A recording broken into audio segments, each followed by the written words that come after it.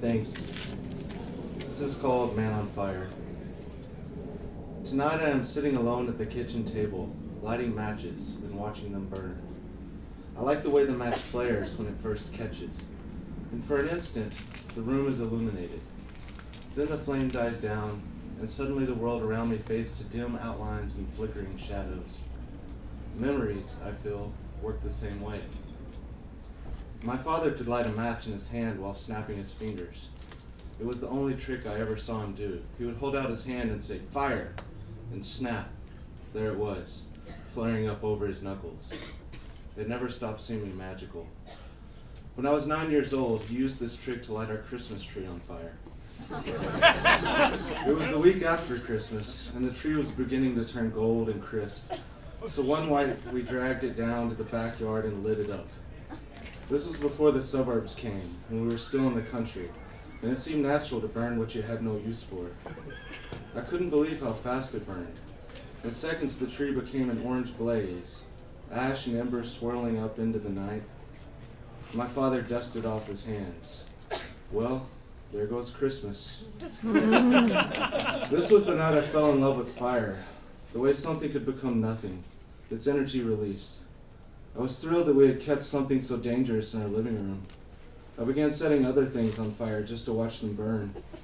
Newspapers, dead leaves, cans of hairspray, old clothes, furniture that people dumped in the bushes at the end of our dead-end street.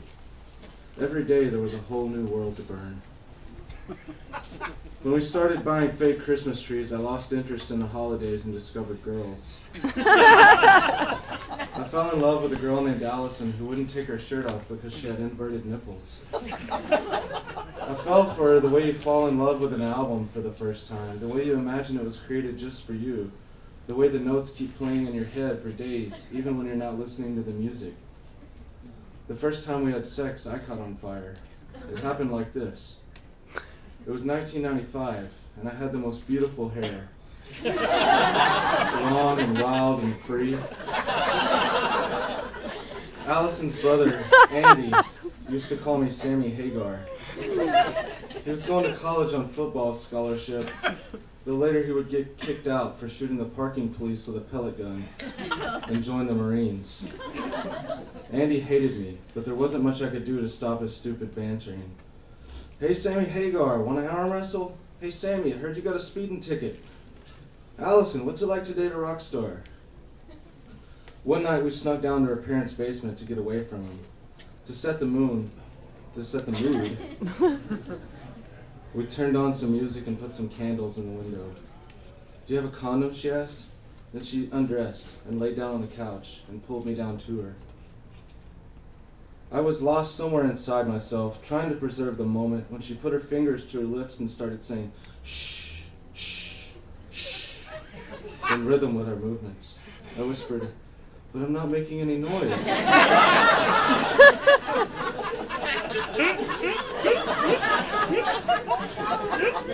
Then something banged on the window. Pat, pat, pat. I got up to look and I could see Andy on the other side of the glass, flipping me off. Allison screamed, "Your hair!" I smelled it before I saw it. The terrible and unmistakable odor of burning hair. It must have caught on the candle. I could see my reflection in the window, my flaming head superimposed on Andy's hulking figure outside, convulsing with laughter. After that, Alice and I were no less in love, but our relationship became a destructive force. It resembles nothing so much as a series of small explosions. 3 years of silence punctuated by fighting and fucking, of screaming and clawing and biting and wrestling. When we were finally through, we did it all again. And then, when we were finally through, I burned everything. The notes, the photos, the stuffed dolphins she wanted a fair, even the sheets.